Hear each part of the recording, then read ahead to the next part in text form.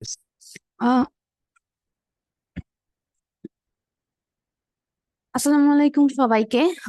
সবাইকে শবে বরাতের শবে বরাতের শুভেচ্ছা। আজকে আমরা আম, একটা ইম্পর্টেন্ট সেশন, যেটা হচ্ছে মাইক্রোবায়োলজির জন্য অনেক বেশি ইম্পর্টেন্ট এবং কনফিউজিং। মাইক্রোবায়োলজি আমাদের পেপার টু এর জন্য, মানে এমআরসিওজি পেপার টু এর জন্য হচ্ছে গেম চেঞ্জার। কারণ মাইক্রোবায়োলজির উপরেই ডিপেন্ড করে। মাইক্রোবায়োলজি থেকে ক্লিনিক্যাল মাইক্রোবায়োলজি এবং বেসিক মাইক্রোবায়োলজি অ্যাজ আমাদের দুইটা পার্টে কোশ্চেন আসে। তো কোশ্চেনের সংখ্যা মোটামুটি অনেক আসে, এইটা একটা সমস্যা। আরেকটা বড় সমস্যা হচ্ছে আমাদের মাইক্রোবায়োলজি থেকে যে ক্লিনিক্যাল পার্টটা আসে, সেখান থেকে এমন কিছু ব্যাকটেরিয়া এবং সেটার ম্যানেজমেন্ট, সেটা ডায়াগনোসিস আসে, সেটা আসলে আমাদের জন্য ডায়াগনোসিস করা একটু কঠিন হয়ে যায়। কেন? কারণ ধরেন যে অনেকগুলা ব্যাকটেরিয়া এরকম থাকে যেটা হয়তো আমরা আমাদের নর্মালি যারা ট্রেনিং করছি বা প্র্যাকটিস করছি, তাদের জন্য ওই ব্যাকটেরিয়াগুলো আমরা আমাদের ডে টু ডে লাইফে বাংলাদেশে প্র্যাকটিস করি না। তো ওইটা কিভাবে করে ডায়াগনোসিস করতে হবে, যে কিভাবে ট্রিটমেন্ট করতে হবে, এইটা আম, আমাদের জন্য অনেক বেশি কঠিন হয়ে যায়। তো চিন্তা নাই, আমরা জেনেসিস আউটলায়ার ট্রাই করি যে পরীক্ষা রিলেটেড ভাবে আপনাদেরকে পড়ানোর জন্য একটা সিলেবাস যখন আপনি পড়বেন, অবশ্যই ভাগ করে নিতে হবে যে এক নম্বর কথা, কি সিলেবাসে আসে এইটা আপনাদেরকে জানতে হবে। দুই নম্বর কথা, সিলেবাসে যা যা আছে সবকিছুই কিন্তু পরীক্ষাতে সমানভাবে ইম্পর্টেন্ট না। কিছু জিনিস আছে যে অনেক বেশি ইম্পর্টেন্ট, কিছু জিনিস আছে যে পরীক্ষাতে আসেই না। তো আপনাকে এটাকে ক্যাটাগরাইজ করতে হবে, এটা ভেরি ইম্পর্টেন্ট, এটা ইম্পর্টেন্ট, এটা লেস ইম্পর্টেন্ট। তারপরে যে অংশগুলা, কিছু জিনিস আছে আমরা এমনিতেই পারবো, যেমন ধরেন যে ক্যান্ডিডেট ট্রিটমেন্ট, ট্রাইকোমোনাসের ট্রিটমেন্ট, এগুলা আমরা, টিবি ট্রিটমেন্ট, এগুলা যদি আসে, এগুলা আপনাদেরকে পড়ানোর কিছু নাই। এগুলা আপনি হয়তো আপনার জেনারেল নলেজ বা বেসিক নলেজ দিয়ে আপনি ট্রিটমেন্ট দিতে পারবেন। বাট এই যে এই জাতীয় ট্রিটমেন্ট যেগুলো আছে, সেগুলা দেখা যায় যে আমরা হয়তো নর্মালি ট্রিটমেন্ট দেওয়া আমাদের জন্য সম্ভব হয় না। তো এইগুলা ফোকাস করে আপনার পড়তে হবে, যাতে করে আপনার পরীক্ষাটা ভালো হয়। এমার্সোজি পার্ট টু এর জন্য, এমার্সোজি পার্ট ওয়ান এর জন্য, বোথ পার্ট টু এর জন্য, দুইটার জন্যই অনেক ইম্পর্টেন্ট একটা জিনিস হচ্ছে আমাদের জিভিএস, গ্রুপ বি স্ট্রেপ্টোকক্কাস। প্রথমেই যদি আমি আসি, স্ট্রেপ্টোকক্কাস আপনারা অনেকেই দেখবেন যে আমার ক্লাসের ফার্স্টের দিকের কিছু অংশ আপনাদেরকে হয়তো ফেসবুক লাইভে দেয়া আছে। সেখানে আমি কিভাবে করে অ্যারোব অ্যানারোবে ভাগ করবেন এটা বলা আছে। তো স্ট্রেপ্টোকক্কাসের অনেক বড় একটা ইয়ে হচ্ছে, এটা সবসময় চেইন ফরমেশন করে থাকে। এটা স্ট্যাফাইলোকক্কাসের সাথে আলাদা, কারণ স্ট্যাফাইলোকক্কাস সবসময় গ্রেপ লাইক স্ট্রাকচার ফর্ম করে। এইটা আমি আমার ক্লাসে ছবি দিয়ে দেখিয়েছি। এখন স্ট্রেপ্টোকক্কাসকে আপনি মূলত দুইটা ভাগে ভাগ করতে পারবেন, ঠিক আছে? এটা হচ্ছে আলফা এবং হচ্ছে বিটা। আলফাটা আমাদের জন্য এত বেশি ইম্পর্টেন্ট না, যেটা আমি ক্লাসের শুরুতেই আপনাদেরকে বললাম যে কোনটা ইম্পর্টেন্ট কোনটা ইম্পর্টেন্ট না আপনার জানা লাগবে। আলফা আপনার না পড়লেও হবে, আপনার জানতে হবে হচ্ছে বিটা। বিটা পরীক্ষার জন্য অনেক অনেক বেশি ইম্পর্টেন্ট। বিটা হেমোলাইটিক স্ট্রেপ্টোকক্কাসকে আমরা কিছু ভাগে ভাগ করতে পারি, এ বি, এবং সেগুলাকে সাবটাইপ করতে পারি A B C D E, এই সাব টাইপ গুলাতে। আচ্ছা, আমাদের নওশিন আপু জয়েন করে ফেলছে। নওশিন আপু, আপনি পারবেন এই ক্লাস এমনিতেই করতে? আপনার আহ আপনার আমরা ক্লাসে, এটা কি আমাদের আমাদের ইয়ের নওশিন আপু, আমাদের আমাদের পার্ট ওয়ান ব্যাচের নওশিন আপু, নাকি অন্য নওশিন আপু? আচ্ছা, আজকে খালি বলেন আপু, আপু কি আমাদের অ্যাডমিটেড আছেন নাকি অ্যাডমিটেড নাই? নওশিন আপু আপু, আসসালামু আলাইকুম। আপু, এডমিটেড আছি। অ্যাডমিটেড আছেন, তাহলে তো আপনি এটা এমনিতেই পারবেন। আচ্ছা, আমরা একসাথে করে রিভাইজ করি, তাহলেও হয়ে যাবে। আচ্ছা, যেটা আমি বলতেছিলাম যে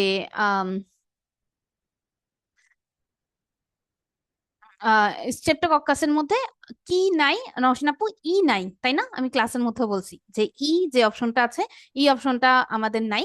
তো আমাদের কোনটা কোনটা পরীক্ষার হলে কোশ্চেন হিসেবে আসে? এক কোশ্চেন আসে আপনার হচ্ছে কোনটা কোন ডিজিজ করে। যেমন খুব কমন আসে একটা কোশ্চেন, লিভার অ্যাবসেস কে করে। লিভার অ্যাবসেস কে করে আপনাকে অপশনে দিয়ে দিতে পারে এক ধরনের, যে গ্রুপ এফ স্ট্রেপ্টোকক্কাস, এভাবেও দিয়ে দিতে পারে। অথবা আরেকটা অপশনেও দিয়ে দিতে পারে, যেটাকে আমরা আহ, নাম দিয়েও দিতে পারে, যে স্ট্রেপ্টোকক্কাস অ্যানজিওসাস। তো অ্যাঞ্জিনোসাস, তো আপনার হচ্ছে দুইটাই জানতে হবে যে এফ কোনটা, এবং হচ্ছে এটার নাম কি, এবং সেটা কোন ডিজিজ করে। আমাদের জন্য ক্লিনিক্যাল মাইক্রোবায়োলজিতে সবচেয়ে সেটা ইম্পর্টেন্ট, সেটা হচ্ছে জিবিএস বা group B streptococcus disease of the newborn. এটা আমাদের পুরোপুরি পড়তে হয়, এছাড়া সবগুলা নাম অনুযায়ী আমাদের পরীক্ষার হলে কোশ্চেনে আসে। জিবিএস এর আরেকটা নাম হলো স্ট্রেপ্টোকক্কাস অ্যাগালেক্সি। হ্যাঁ, গ্রুপ এ এবং গ্রুপ বি এই দুইটার নাম আমাদের জানতে হবে। গ্রুপ এ হচ্ছে স্ট্রেপ্টোকক্কাস পায়োজেন, আর গ্রুপ বি হলো স্ট্রেপ্টোকক্কাস অ্যাগালেক্সি। কারণ কি, এই দুইটা সবচাইতে, সবগুলো ইম্পর্টেন্ট কিন্তু সবচাইতে বেশি ইম্পর্টেন্ট যদি আমি বলতে চাই তাহলে এটা ম্যাটারনাল ক্যারিয়েজ হিসেবে থাকতে পারে। ক্যারিয়ার মানে কি? ক্যারিয়ার মানে হচ্ছে এমন একটা কন্ডিশন, পেশেন্ট সিমটম প্রডিউস করবে না কিন্তু ব্যাকটেরিয়াটা যেটা আছে ব্যাকটেরিয়াটাকে ক্যারি করবে। এই কন্ডিশনটাকে আমরা বলি হচ্ছে ক্যারিয়েজ কন্ডিশন। আচ্ছা, এটা কত পার্সেন্ট হতে পারে? এটা 20 থেকে 40% বা 20 থেকে 35%। এখানে দেখেন অনেকগুলা পার্সেন্টেজ দেওয়া আছে। সবগুলোর মধ্যে ইম্পর্টেন্ট পার্সেন্টেজ যদি আমি বলতে চাই তাহলে কোনটা? এইটা। এইটা নিওনেটাল ডিজিজ করে। আমাদের গ্রুপ বি স্ট্রেপ্টোকক্কাস এজন্যই জানা দরকার, কারণ গ্রুপ বি স্ট্রেপ্টোকক্কাস একটা কন্ডিশন করে যেটাকে বলা হয়ে থাকে early onset group B streptococcus disease in newborn বা ইন নিওনেট। হ্যাঁ, এই কন্ডিশনটার জন্যই আমাদের এই ডিজিজটা এত ইম্পর্টেন্ট দিয়ে পড়া। ইওজিবিএস বা early onset group B streptococcus ডিজিজের আমরা যদি জানতে চাই যে আমাদের ইউকেতে আমাদের এটা রেট কত, এটা হচ্ছে 0.57/1000 লাইভ বার্থ। এটা একটা এক্সাম কোশ্চেন, এটা একটা recall question, both MRCOG part 1 এবং পার্ট 2 এর জন্য, দুইটার জন্যই। হ্যাঁ, আপনাদের জন্য অনেক অনেক বেশি ইম্পর্টেন্ট এই পার্টটা। তো 0.57/1000 লাইফ বার্থ যেটা আছে এটার জন্য। আচ্ছা, এখন আসেন যে এইটা তো আপনি জানতে পারলেন যে আপু বাবুদের জন্য, বেবিদের জন্য আপনি বললেন বেবিদের জন্য যদি বলে মোস্ট কমন কজ অফ, এটা আমাদের নওশিন আপু আছেন, আম, আমি ওনাকে জিজ্ঞেস করবো, আপু বেবিদের জন্য most common cause of sepsis কি হবে? জিবিএস, অথবা ওটার নাম কি? স্ট্রেপ্টোকক্কাস অ্যাগালেক্সি। ভেরি গুড আপু। কিন্তু একই সাথে আমি যদি বলি এখন মাদের জন্য, তাহলে আমার কোশ্চেন এসে পড়বে is it antenatal or is it postnatal? যদি আমি বলি অ্যান্টিনেটালের মোস্ট কমন কজ কি? জিএস, অ্যান্টিনে স্ট্রেপ্টোকক্কাস আপু স্টেপটা অ্যান্টিনেটালি বলছি, অ্যান্টিনেটালি মোস্ট কমন কজ কি? কুইশেরিশিয়া কোলাই। ইশেরিশিয়া কোলাই। আর যদি পোস্টনেটালি বলতে চাই তাহলে হচ্ছে জিএএস বা স্ট্রেপ্টোকক্কাস পায়োজেন। আর এটা অনেক ইম্পর্টেন্ট একটা কোশ্চেন। আপনারা আজকে আমরা মাইক্রোবায়োলজি একসাথে 7টা থেকে রিভাইজ দিব, আপনারা তখনই দেখবেন আমরা রিকলস কোশ্চেন গুলো একসাথে রিভাইজ দিব ফ্রি গ্রুপে। আমরা দেখবো যে এই সবগুলা কোশ্চেন, আমি যেখানে 3টা লাইন বললাম সবগুলা কোশ্চেনই পরীক্ষার হলে আসছে। আচ্ছা, এখন আসেন যে একটা যদি আমি group B streptococcus disease of the newborn বলতে চাই যে একটা প্রোফাইলেক্সিস কাকে কাকে দিতে হবে। আচ্ছা, জিবিএস যেটা আছে, জিবিএস এ আমরা কার জন্য অ্যান্টিবায়োটিক দিব? জিবিএস কোনো একটা মা যদি জিবিএস ইনফেক্টেড থাকে তাকে আমাদের প্রোফাইলেক্সিস হিসেবে অ্যান্টিবায়োটিক দিতে হয়। কিসের জন্য অ্যান্টিবায়োটিক দিতে হয়? আগের পৃষ্ঠায় আমি যে কথাটা বললাম, এটা most common cause of sepsis in the newborn. So নিউবর্নে জানি এটা সেপসিস না করতে পারে, মায়ে হয়ে গেছে কিন্তু মাতে তো এটা সেপসিস করতে পারে নাই, বাচ্চাতে গিয়ে যেন সেপসিস না করে, দ্যাটস ওয়াই আমাদের লক্ষ্য থাকে মাটাকে ইনফেকশন দিয়ে কি করা, প্রোফাইলেক্সিস করা, বাচ্চাটা জানি না হয়। আচ্ছা, তাহলে আসেন যে early onset GBS in the previous, এটা কখন কখন আপনি দিবেন? আচ্ছা, জিবিএস কই থাকে? এই যে আহ বাচ্চাটা তো ওম্বের মধ্যে একটা মেমব্রেনের মধ্যে অ্যামনিওটিক ফ্লুইডের মধ্যে থাকে তাই না, বাবুটা? আচ্ছা, এখন বাচ্চাটা যদি এই ভ্যাজাইনার তে হচ্ছে আমাদের ইয়ে থাকে, গ্রুপ বি স্ট্রেপ্টোকক্কাস ডিজিজ থাকে, এইটার সাথে যদি এটার কানেকশন হয়, কিভাবে করে কানেকশন হবে? ওর যদি নর্মাল ভ্যাজানাল ডেলিভারি হয় ও একদম এভাবে করে বার হয়ে যাবে, অথবা নর্মাল ভ্যাজানাল ডেলিভারি যদি না হয় কোনো কারণে এই মেমব্রেনটা যেটা আছে মেমব্রেনটা যদি ওপেন হয়ে যায়, মানে কি, মেমব্রেনটা যদি রাপচার হয়ে যায়, তাহলে আমাদের কি হবে? তাহলে এখান থেকে যে গ্রুপ বি স্ট্রেপ্টোকক্কাসটা আছে এটা হেঁটে হেঁটে হেঁটে হেঁটে উপরের দিকে চলে যাবে। তাহলে আমাদের যদি কোনো একটা কন্ডিশন বলে যে কোনো একটা পেশেন্ট হচ্ছে গ্রুপ বি স্ট্রেপ্টোকক্কাস পজিটিভ এবং সে হচ্ছে আপনার কাছ থেকে চাচ্ছে যে ও এনভিডি করবে, ওকে, তাহলে আমাদের নেক্সট স্টেপ কি? ও এনভিডির মধ্যে দিয়ে যাচ্ছে বা ও লেবারে আসছে, হ্যাঁ, তাহলে আমাদের স্টেপ কি? এনভিডি করতে গেলে অবশ্যই আপনার মেমব্রেন রাপচার করেই বাচ্চাটাকে এখান দিয়ে পাস করতে হবে, তাই না? মেমব্রেন সহ তো বাচ্চা ডেলিভারি করার কোনো উপায় আমাদের জানা নেই। তাহলে বাচ্চাটাকে অবশ্যই বাচ্চাটাকে না, মাকে অবশ্যই অ্যান্টিবায়োটিক দিতে হবে। এটাকে বলা হয়ে থাকে ইন্ট্রাপার্টাম অ্যান্টিবায়োটিক। কারণ কি, ইন্ট্রাপার্টাম আমরা জানি একটা প্রেগনেন্সিতে 3টা পিরিয়ড থাকে: অ্যান্টিপার্টাম, ইন্ট্রাপার্টাম, পোস্টপার্টাম। অ্যান্টিপার্টাম কি, ডেলিভারির আগে যে কন্ডিশনটা। ডেলিভারি অনগোয়িং প্রসেস যেটা আছে সেটাকে বলা হয়ে থাকে ইন্টারপার্টাম। ডেলিভারি হয়ে গেলে একটা বাবু পরবর্তীতে 6 উইকস পর্যন্ত যে পিরিয়ডটা যায় সেটাকে আমরা বলি পোস্টপার্টাম। এটা আমি কখন দিচ্ছি? অ্যান্টিপার্টাম দিচ্ছি না, আমরা এটা ডেলিভারি প্রসেসের সময় দিচ্ছি। তাহলে এটাকে বলা হয়ে থাকে ইন্ট্রাপার্টাম অ্যান্টিবায়োটিক। আচ্ছা, তাহলে আপু এনভিডির সময় এটা আমরা দিব। এখন আসেন সিএস। সিএস যদি আমরা করতে চাই, তাহলে কোশ্চেনটা হলো যে সিএস করতে গেলে কি আমাদের সবসময় অ্যান্টিবায়োটিকের দরকার আছে নাকি দরকার নাই? আচ্ছা, সিএস যদি আমরা করতে চাই, আমি একটা হোয়াইট পেজে আসি। ফার্স্টে সিজার যদি আপনি করতে চান, সিজার যদি একটা ইলেকটিভ সিজারিয়ান সেকশন হয়, ইলেকটিভ সিজারিয়ান সেকশন যদি হয়, ইলেকটিভ সিজারিয়ান সেকশন যদি হয়, বা আপনাকে যদি বলা হয়ে থাকে পেশেন্টটার মেমব্রেন ইনট্যাক্ট, তাহলে ও তো মেমব্রেন ইনট্যাক্ট অবস্থায় ভিতরে রয়ে গেছে, ও তো এখানে গ্রুপ বি স্ট্রেপ্টোকক্কাসের কাছে ও তো এক্সপোজার হচ্ছে না, সেক্ষেত্রে কি অ্যান্টিবায়োটিক কোনো দেওয়ার দরকার আছে? না, কোনো অ্যান্টিবায়োটিক দেওয়ার দরকার নেই। কিন্তু যদি বলে একটা পেশেন্ট লেবারে ছিল, ইন কেস তার ফিটাল ডিস্ট্রেস হয়ে গেছে, তার ক্যাপুট ফর্মেশন হচ্ছে, তখন আপনার ইমার্জেন্সি সিজারিয়ান সেকশন লাগবে। বা পেশেন্টের মেমব্রেন রাপচার্ড, এর পরে গিয়ে আপনি সিজার করতেছেন, তাহলে কিন্তু আপনার অ্যান্টিবায়োটিক লাগবে। তার মানে আমাদেরকে যদি কোনো একটা condition caesarean section group B স্ট্রেপ্টোকক্কাসের দিকে দেয়, আমরা অবশ্যই দেখব কন্ডিশনটা কি মেমব্রেন ইনটেক্ট নাকি মেমব্রেন রাপচার্ড। হ্যাঁ, তাহলে সেই অনুযায়ী আমরা অ্যান্সার দিয়ে দিতে পারবো। আচ্ছা, এরপরে আসেন যে আর্লি অনসেট জিভিএস ডিজিজ ইন দ্য নিউবর্ন। আরেকটা জিনিস হচ্ছে প্রলং রাপচার অফ মেমব্রেন। হ্যাঁ, আচ্ছা, এখন আসেন যে কোনো একটা আম, কোনো একটা পেশেন্ট যদি আম, আমাদের কাছে রাপচার অফ মেমব্রেন নিয়ে আসে, হ্যাঁ, যে রাপচার অফ মেমব্রেন নিয়ে একটা পেশেন্ট আমাদের কাছে আসছে, তো আমাদের ফার্স্ট লক্ষ্য কি থাকে অ্যাকর্ডিং টু ইউকে গাইডলাইন?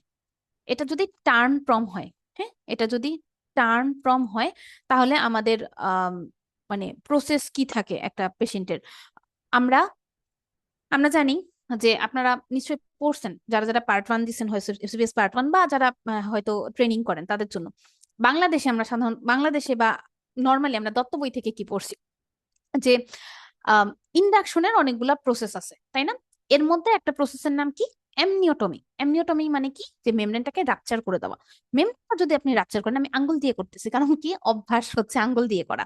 কিন্তু আইডিয়ালি আইডিয়ালি এটা নওশিন আপুর জন্য গিফট। আইডিয়ালি যদি বলে কোনো একটা পেশেন্টকে যে আপনি এমনিওটমি করতে চান, আপনার প্রেফার্ড প্রেফার্ড ওয়ে অফ এমনিওটমি কি?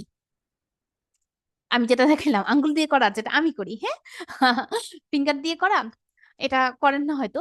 টুথ দিয়ে করা নাকি কচার্স দিয়ে করা? কচার্স দিয়ে করা, হ্যাঁ। আমরা কিন্তু আমাদের নর্মাল ট্রেনিং এ আমরা সাধারণত টুথ ডিসেক্টিং ফোর্সেপ দিয়ে ঢুকায় এমনি করে রাপচার করে ফেলি। কিন্তু আইডিয়ালি যদি আপনার এমআরসিওজিতে কোশ্চেন আসে, আপনি অবশ্যই দিবেন যে কচার্স ফোর্সেপ যেটা আছে সেটা দিয়ে মেমব্রেন রাপচার করা উচিত অ্যাকর্ডিং টু আরসিওজি গাইডলাইন। আচ্ছা, তো অ্যামনিওটমি দিয়ে আমরা কেন মেমব্রেনটাকে রাপচার করি? যখন আপনি মেমব্রেনটাকে রাপচার করবেন, তখন ওইখান থেকে এটা প্রোস্টাগ্ল্যান্ডিন রিলিজ করে, ঠিক আছে? প্রোস্টাগ্ল্যান্ডিন রিলিজ করার জন্য এটা সার্ভাইকাল ইফেসমেন্টে সাহায্য করে, এজন্য এটা কি একটা ইন্ডাকশন প্রসেস হিসেবে কাজ করে।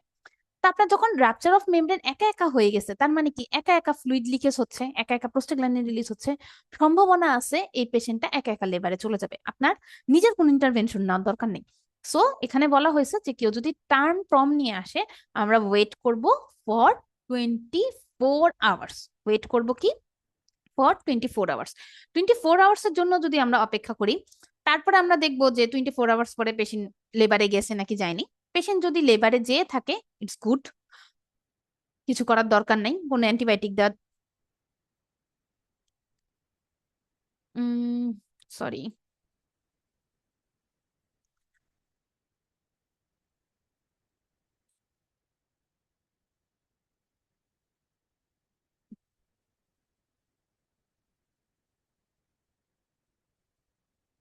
আচ্ছা, যেটা আমরা বলতেছিলাম যে কোনো একটা পেশেন্ট যদি আমাদের কাছে রাপচার অফ মেমব্রেন নিয়ে আমাদের কাছে আসে, রাপচার অফ মেমব্রেন নিয়ে আমাদের কাছে আসে, আমাদের ফার্স্ট কাজ হচ্ছে, রাপচার অফ মেমব্রেন নিয়ে আসলে আমাদের ফার্স্ট কাজ হচ্ছে ওয়েট করতে হবে 24 আওয়ার্স এর জন্য। তো 24 আওয়ার্স এর জন্য যদি আমরা অপেক্ষা করি, তারপরে পেশেন্টটা যদি লেবারে চলে যায়, তাহলে আমার কোনো কিছু করারই দরকার নেই, কোনো ইন্টারভেনশনের দরকার নেই। গুড। যদি লেবারে না যায়, লেবারে এটা গেছে, এখানে যদি লেবারে না যায়, তখন আমরা ইন্ডাকশন অফ লেবার দিই। সেটা হতে পারে, ডিপেন্ড করে যে আপনি কি দিচ্ছেন। পেশেন্টের যদি কন্ট্রাকশন না থাকে অক্সিটোসিন দিবেন, পেশেন্টের যদি ইফেসমেন্ট ভালো না থাকে মিসোপ্রোস্টল দিবেন। এটার উপর ডিপেন্ড করে। আচ্ছা, কিন্তু এখানে একটা কথা আছে, পেশেন্টের 24 ঘন্টা যে আপনি অপেক্ষা করতেছেন, এর মধ্যে যদি 18 ঘন্টা পার হয়ে যায়, তাহলে আমরা এটাকে বলি prolong rupture of membrane. Prolong rupture of membrane মানে অনেকক্ষণ হয়ে গেছে কিন্তু আপনার লেবারে যায় নাই। তাহলে 18 ঘন্টা যদি আমার পার হয়ে যায়, সেই ক্ষেত্রে আমার কাজ হচ্ছে কি, পেশেন্টটাকে তখন, এখন পেশেন্টের অনেকক্ষণ হয়ে গেছে, মেমব্রেনটা রাপচার অবস্থায় আছে, তাহলে এখান থেকে গ্রুপ বি স্ট্রেপ্টোকক্কাস হেঁটে হেঁটে উপরে চলে যেতে পারে। এখন যদি ইনকেস জিবিএস নেগেটিভও বলে দেয়, তাও উপরে চলে যেতে পারে। কেন? কারণ আমি প্রথম একদম স্লাইডে কি পড়েছি, 25 থেকে 35% কেস পর্যন্ত এটা কি হতে পারে, ক্যারিয়েজ হতে পারে, যে পেশেন্টের হয়তো কোনো সিমটম নাই কিন্তু পেশেন্ট এটা ক্যারি করতেছে। রাইট?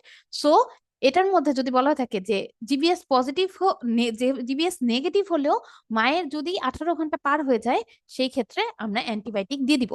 তাহলে আপু, ইন কেস যদি রাপচার অফ মেমব্রেন প্লাস, এটা তো বললাম জিবিএস নেগেটিভ মম, যদি জিবিএস পজিটিভ থাকে, তাহলে এটার মধ্যে তো একদম 100% শিওর এখান থেকে গ্রুপ বি স্ট্রেপ্টোকক্কাস হেঁটে হেঁটে উপরে চলে যাবে।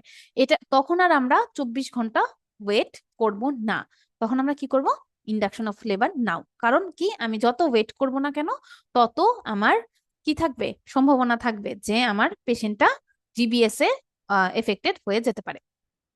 আচ্ছা, এখন আসেন যে আম, আচ্ছা, আরো একটা জিনিস বলি, সেটা হচ্ছে যে মায়ের যদি আগে জিবিএস থাকে অথবা বাচ্চার যদি আগে জিবিএস থাকে, তাহলে কি কন্ডিশনটা আপনারা করবেন? দুইটা ঘটনা ঘটে। একটা হচ্ছে, মায়ের যদি কোনো কারণে জিবিএস থাকে, হ্যাঁ, ধরেন বলল যে মায়ের প্রিভিয়াস প্রেগনেন্সিতে previous history of maternal GBS, তাহলে যেটা হয় সেটা হচ্ছে, সম্ভাবনা থাকে 50% ক্ষেত্রে ও এখনো এফেক্টেড, 50% ক্ষেত্রে ও থাকতে পারে ও হচ্ছে নন এফেক্টেড। সো এখন আপনার কাজ কি? এখন আপনার কাজ হচ্ছে মাটাকে স্ক্রিনিং করা। আচ্ছা, স্ক্রিন করা, স্ক্রিন কখন করবেন? সাধারণত এক্সপেক্টেড ডেট অফ ডেলিভারি 3 থেকে 5 সপ্তাহ আগে। তাহলে কত, 35 থেকে 37 উইকস অফ প্রেগনেন্সিতে আপনি মাটাকে জিবিএস স্ক্রিনিং করবেন। স্ক্রিনিং করে যদি আপনি তখন জিবিএস পজিটিভ পান, তাহলে হচ্ছে ইন্টারপার্টাম অ্যান্টিবায়োটিক দিবেন। আর যদি নেগেটিভ পান, তাহলে তার কোনো কিছু করার দরকার নেই। তাহলে কখন, 35 থেকে 37 সপ্তাহ অফ দ্য প্রেগনেন্সি। কিন্তু একই কন্ডিশন যদি বলে previous history of baby GBS positive, যে মা আপনাকে হিস্ট্রি দিল আমার এর আগের বাবুটা যেটা আছে সেটা হচ্ছে জিবিএস পজিটিভ ছিল, তার মানে কি, মা অবশ্যই জিবিএস এ পজিটিভ ছিল, তাই না? এবং এই ক্ষেত্রে বাচ্চা এফেক্টেড হওয়ার সম্ভাবনা অনেক বেশি থাকে। এই ক্ষেত্রে কোনো টেস্টের দরকার নাই, আপনি মা লেবারে আসলে মাকে অবশ্যই ইন্ট্রাপার্টাম অ্যান্টিবায়োটিক দিয়ে দিবেন। তাহলে আপনার যদি history of maternal GBS positive থাকে, you will test, but history of baby GBS positive থাকলে you will not test, you will directly give intrapartum antibiotic. ওকে? আচ্ছা, এরপরে আসেন যে যদি আমাদেরকে বলে যে আপু অনেকক্ষণ ধরে বলতেছেন অ্যান্টিবায়োটিক দিব অ্যান্টিবায়োটিক দিব, কোন অ্যান্টিবায়োটিক দিব আপু? আচ্ছা, আমরা অ্যান্টিবায়োটিক যেটা চুজ করি সেটা হচ্ছে বেনজাইল পেনিসিলিন। ওকে, বেনজাইল পেনিসিলিন আমরা চুজ করি। এটা হচ্ছে 3 গ্রাম আইভি লোডিং ডোজ দিয়ে দিই, হ্যাঁ, আর 1.5 গ্রাম আইভি 4 আওয়ারলি দিয়ে দিই। এখানে কিছু জিনিস লক্ষ্য রাখতে হবে। এক নাম্বার জিনিস হচ্ছে, আইভি আপনাকে বলছে নাকি, ওরাল ফর্ম কিন্তু দেয়া যাবে না। ইন্টারপার্টাম অ্যান্টিবায়োটিক অলওয়েজ আইভি ফর্মে দিতে হবে, এবং সেটা স্ট্যাট ডোজ দিয়ে তারপরে কি দিতে হবে, 4 আওয়ারলি করে করে দিতে হবে। এখন আসেন, আপনাকে বলে দিতে পারে পেনিসিলিন এমন একটা ড্রাগ যেটার মধ্যে অনেকেরই অ্যালার্জি থাকে। ওকে, আপনাকে যদি বলা হয়ে থাকে পেনিসিলিন অ্যালার্জি আছে, তাহলে পেনিসিলিন অ্যালার্জি থাকলে আপনার দেখতে হবে সেটা কি মাইল্ড অ্যালার্জি নাকি সিভিয়ার অ্যালার্জি। যদি মাইল্ড অ্যালার্জি থেকে থাকে, যদি মাইল্ড অ্যালার্জি থেকে থাকে তার মানে হচ্ছে কি, যে পেশেন্টের নর্মাল ইচিং ছিল, পেশেন্টের র্যাশ ছিল, এরকম যদি আপনাকে হিস্ট্রি দেয়, সেই ক্ষেত্রে এইটা আমি লিখে নিয়ে আসছি, বাট এটা হবে না। এটা কেন লিখে নিয়ে আসছি? কারণ আপনাদের এসেনশিয়াল রিভিশন নোট বলেন, অক্সফোর্ড রিভিশন গাইড বলেন, পাস এমআরসিওজি বলেন, সব জায়গায় দেখবেন এইটা লেখা।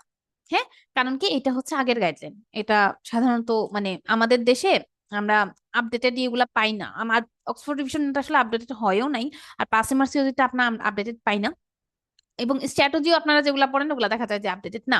তো এটার জন্য দেখা যায় যে আপনাদেরকে এগুলা হয়তো থাকবে, তো আপনাদেরকে দেখানোর জন্য এটা পড়বেন না, পড়বেন না। আমি যেটা বলতেছি এইটা, মাইল্ড যদি থাকে তাহলে হচ্ছে আপনারা দিবেন সেফালোস্পোরিন, সেফালোস্পোরিন।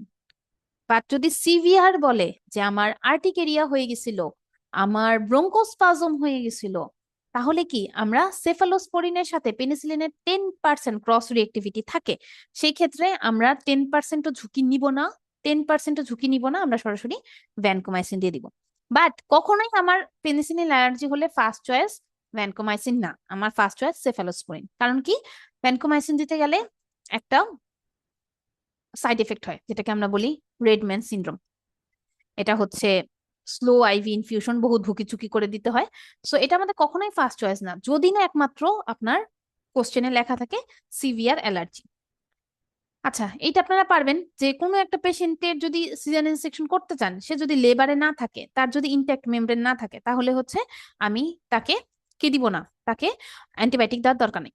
এখন নুজহাত মহসিন আপুর কাছে আমার একটা কোশ্চেন। আপু এর পরের পারবে, এর পরের কোশ্চেন পারবে, এটার জন্য ওনার কাছে আমার কোশ্চেন হচ্ছে, নুজাত নওশিন আপু, একটা মা জিবিএস পজিটিভ, ওর বাবুটা আইইউডি হয়ে গেছে। আইইউডি বাবু আমরা সবসময় ভিডি, ভ্যাজানাল ডেলিভারি করেই ডেলিভারি করি। আপনি কি, আপনার অপশন কি? আপনি কি ট্রিটমেন্ট দিবেন না? না আপু, দিব না। ট্রিটমেন্ট, ট্রিটমেন্ট দিবেন? আপু দিব না, কারণ বাচ্চা তো মারা গিয়েছে। কারণ নিওনেটাল, মানে নিওনেটালের সেফটির জন্য তো হচ্ছে আমরা অ্যান্টিবায়োটিকটা দিই। ভেরি গুড আপু, very good, very good, very good. আমি ক্লাসের প্রথমেই বলে নিয়েছিলাম যে অ্যান্টিবায়োটিকটা কিন্তু আমরা মায়ের জন্য দিই না, ইটস ফর দা বেবি। যেখানে বেবি মারা গেছে, আমার কি অ্যান্টিবায়োটিক দেওয়ার দরকার আছে? কোনো দেওয়ার দরকার নাই। নুসাত নাইসিন আপুর জন্য একটা ক্ল্যাপ, জোরে জোরে জোরে জোরে ক্ল্যাপ। আচ্ছা, এরপরে যেগুলো আপনার এমনি নুহাত নওশিন আপু এমনিতেই পারবে, কেউ যদি থেকে থাকেন তাহলে গ্রুপ বি স্ট্রেপ্টোকক্কাস ডিজিজ যেটা আছে, সেটা হচ্ছে ইলেকটিভ সিজারিয়ান সেকশনের জন্য পেশেন্ট ভর্তি হয়েছে, সে পেনিসিলিন অ্যালার্জিক, তাই না? নুহাত নওশিন আপুরা ক্লাসের মধ্যে সবাই লাফ দিয়ে বলছিল, আপু আপু এটা হচ্ছে এখানে আমি অপশন কেটে দিছিলাম, সেটা হচ্ছে এটা সেফালোস্পোরিন, আর একটা হচ্ছে ভ্যানকোমাইসিন। নুহাত নওশিন আপুরা সবাই লাফ দিয়ে বলছিল, আপু এইটা তো সেফালোস্পোরিন হবে, কারণ পেনিসিলিন অ্যালার্জি।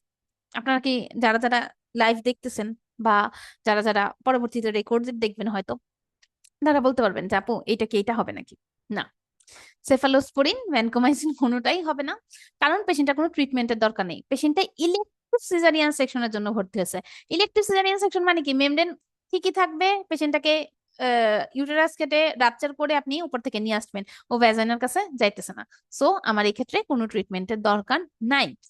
বাট এইরকম একটা কন্ডিশন যদি থেকে থাকে যে নর্মাল ভ্যাজাইনাল ডেলিভারি প্ল্যান করছেন, ও বলছে যে ওর আগের বাবুর 2 বছর আগে early onset group B streptococcus disease হয়েছে, ভ্যাজাইনাল সোয়াব 2 সপ্তাহ আগে নিছেন negative, what antibiotic will you administer?